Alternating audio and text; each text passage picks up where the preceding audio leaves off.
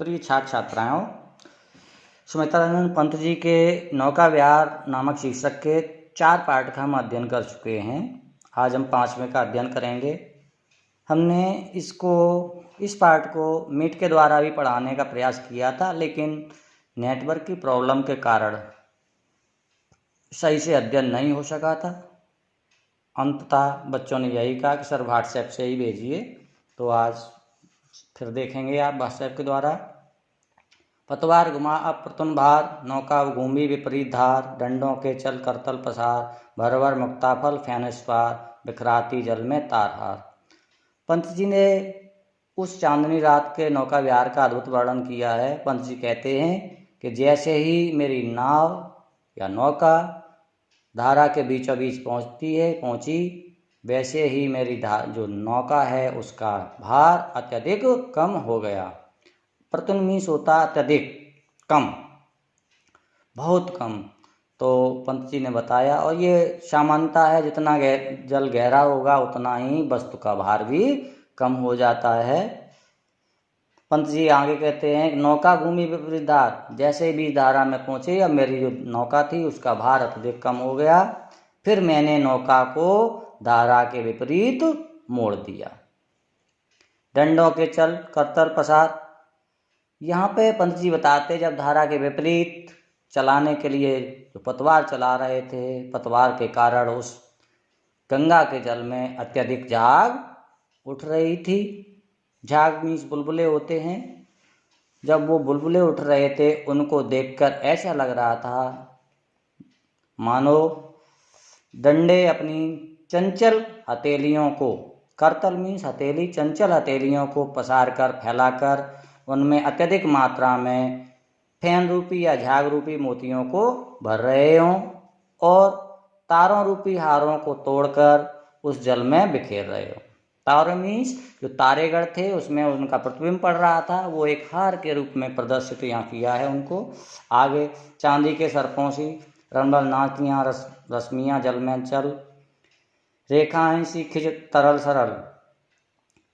गंगा की धारा में जो लहरें उठ रही थी, वो लहरें चांदनी के सर्पों की तरह आगे को रेंगती प्रतीत हो रही थी। उस धारा में, उस गंगा की धारा में जो चंचल जल था, जल में चल यानी चंचल लहरें थीं। उस धारा में जो चंचल लहरें थीं, उस चंचल लहरों में चंद्रमा की जो रश्मियाँ थीं या चंद्रमा की जो नाचती हुई किरणें थीं, ऐसी प्रतीत हो रही थीं, मान लो ऐसे शोभायमान हो रही थी जैसे तरल सरल मीन्स तरल जल में, सरल मीन्स सीधी, बहुत सारी सीधी रेखाएं खींच दी हों। लहरों की लतिकाओं में खिल सौ सौ उड़ झिलमिल, फैले फूले जल में फैले। उन्होंने गंगा के जो जल में बहुत सारी जो लहरें थीं और जो झाग था, उस झाग में चंद्रमा का जो प्रतिबिंब था ऐसे झिलमिला रहा था, ऐसे झिलमिला रहा था कि एक एक चंद्रमा 100 चंद्रमा और एक एक तारा 100 तारे बनकर ऐसे शोभायमान हो रहे थे मानो गंगा के जल में लहरा रूपी जो बेलें हैं फलने फूलने लगी।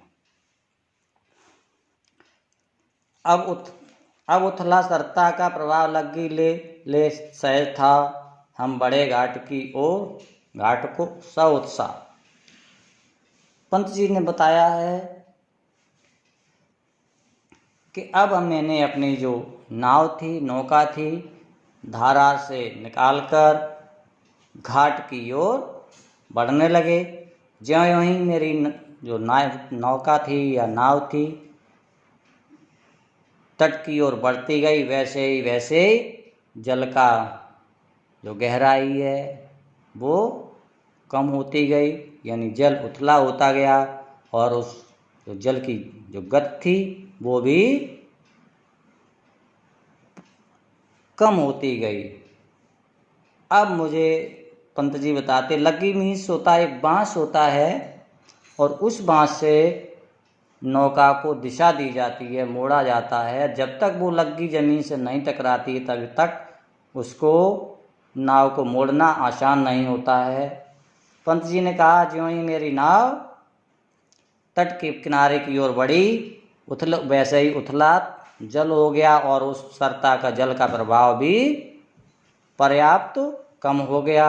अब लग्गी लेकर उस जल की था नापना या जल का अनुमान, गहराई नापना सहज था और उस सहजता के कारण हम बड़े ही उत्साह के साथ घाट की ओर बढ़ चले। हम बड़े घाट को बड़े ही उत्साह, क्योंकि लग्गी से बड़े ही सहजता से जल की गहराई का अनुमान लग रहा था। इस कारण पंत जी ने बताया कि हम बड़े ही उत्साह के साथ घाट की ओर आगे बढ़ चले। आज यहीं तक। मैं आपको थोड़ा ज़्यादा दे देता हूँ। इसका अंडरलाइन जो 4 लाइनें हैं, यहाँ तक आपको इसका वो लिखना है।